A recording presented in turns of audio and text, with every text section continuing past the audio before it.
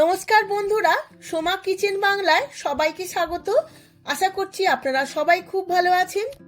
আজ আমি নিয়ে এসেছি ট্র্যাডিশনাল রেসিপি গোটা সেদ্ধ বা গোটা রান্না। এই গোটা সেদ্ধ সরস্বতী পূজার দিন রাত্রিরে শ্রী পঞ্চমীতে রান্না করা হয় আর পরের দিন সকালে শীতল ষষ্ঠীতে খাওয়া হয়। আজকের এই রেসিপিটি নিয়ম অনুযায়ী আমাদের মা ঠাকুমা বা শাশুড়ি মার হাতে শেখা। খুবই অল্প সময় ও অল্প মশলা দিয়ে আমি আজকে আপনাদেরকে শেয়ার করব এই রেসিপি। সম্পূর্ণ ভিডিওটি দেখার জন্য অনুরোধ রইল। আমার চ্যানেলে নতুন বন্ধুদের কাছে অনুরোধ আমার চ্যানেলটিকে সাবস্ক্রাইব করার জন্য, আর ফেসবুক বন্ধুদের কাছে অনুরোধ পেজটিকে ফলো করার জন্য। চলুন দেখে নেওয়া যাক রেসিপিটি। গোটা সেদ্ধ বা গোটা রান্না করার জন্য আমি এখানে নিয়ে নিয়েছি শীষ পালং, একটু শক্ত দেখে নিয়েছি, বড় বড় করে কেটে নিয়েছি। আর নিয়েছি শিম, কড়াইশুঁটি গোটা, আর নিয়েছি পুঁই শাক, দুটো ডাল নিয়েছি এটা নিয়ম অনুযায়ী, ছোট ছোট বেগুন নিয়েছি, ছোট ছোট আলু নিয়েছি, দুটো কুল আমাদের নিয়মে দিতে হয়, আর নিয়েছি মুগ কড়াই আর মাছ কড়াই, এখানে লঙ্কা আর হলুদ আর 5 ফোড়ন, আর নিয়েছি শুকনো লঙ্কা আর তেজপাতা। এখানে সর্ষের তেল লাগবে, আমি সর্ষের তেল নিয়ে নিয়েছি।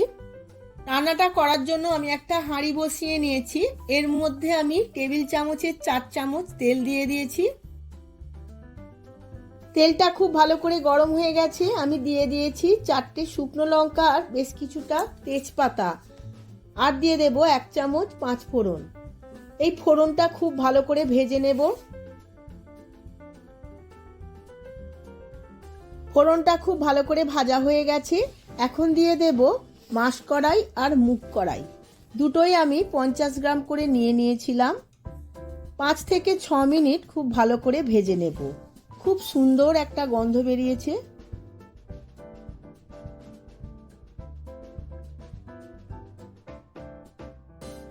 এই সমস্ত উপকরণ ভালো করে ভাজা হয়ে গেছে, এবার দিয়ে দেব ছোট ছোট আলু। আমি নতুন আলু নিয়েছিলাম, খুব একটা খোসা ছাড়াতে হয়নি, ভালো করে ধুয়ে নিয়েছিলাম। এখন আলুটাও আমি এই উপকরণগুলোর সাথে ভালো করে ভেজে নেব, তারপর এক এক করে সমস্ত সবজি দেব। আলুগুলো আমার ভাজা হয়ে গেছে, এবার দিয়ে দেব রাঙা আলু আর গোটা গোটা শিম। অনেকের বাড়িতেই অনেক রকম ভাবে গোটা রান্না হয়, আমি আমার বাড়িতে যেই রকম গোটা রান্না হয় ওই রকম ভাবেই আপনাদের কাছে শেয়ার করছি।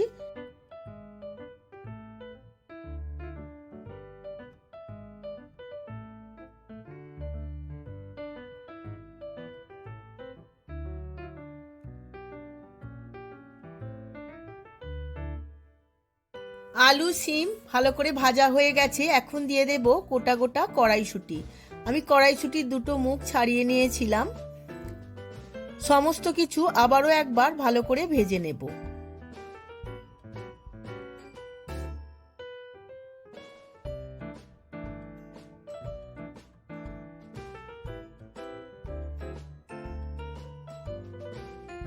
এবার দিয়ে দেব দুটো কুল, নিয়ম অনুযায়ী দেব, আর দেব দুটো পুঁই শাকের ডাঁটা।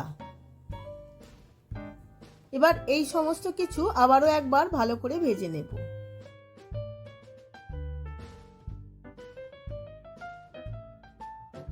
এবার এর মধ্যে দেব 1 চামচ হলুদ গুঁড়ো আর 1 চামচ লঙ্কার গুঁড়ো। আমি এই দুটো মশলা দিয়েই করব, কারণ আমার শাশুড়ি মায়ের থেকে আমি এই রকম ভাবেই রান্না করা শিখেছি। গোটা রান্না বা গোটা সেদ্ধ অনেকের বাড়িতেই অনেক রকমেরই হয়, আমার বাড়িতে এই রকম ভাবেই হয়, আমি তাই এই রকম ভাবেই আপনাদের কাছে শেয়ার করছি।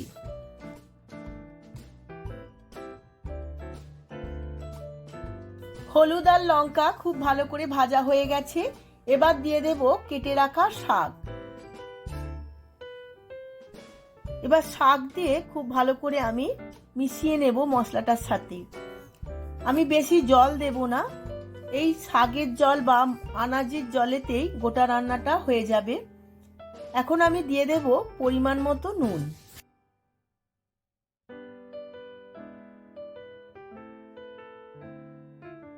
নুন দেওয়ার ফলে শাক থেকে অনেকটাই জল বেরিয়ে যাবে। এবার ভালোভাবে নেড়ে নিয়েছি। এবার চাপা দিয়ে 5 মিনিট সেদ্ধ হতে দেব। 5 মিনিট পরে আবার চাপা খুলে একটু নাড়াচাড়া করে নেব। এবার ছোট ছোট গোটা বেগুনগুলো আমি এর মধ্যে দিয়ে দেব।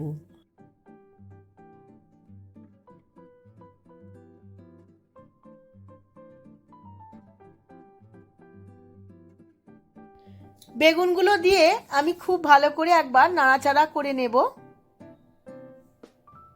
আবারও একবার চাপা দিয়ে 10 থেকে 15 মিনিট লো ফ্লেমে সেদ্ধ হতে দেব।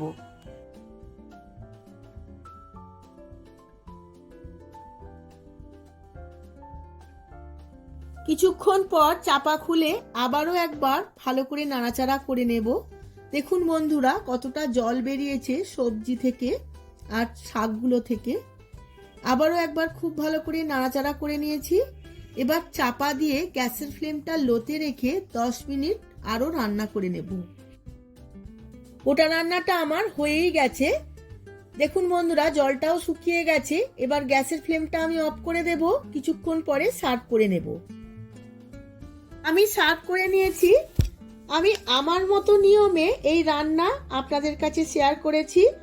আপনারাও পারলে এই একই নিয়মে বাড়িতে একবার এই রান্না করে দেখুন, আর কেমন হয়েছে আমার কমেন্ট বক্সে কমেন্ট করে জানাতে ভুলবেন না।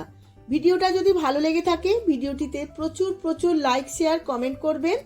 আজ তাহলে আসি, আবার দেখা হবে পরবর্তী ভিডিওতে নতুন আরও একটি রান্না নিয়ে। ধন্যবাদ।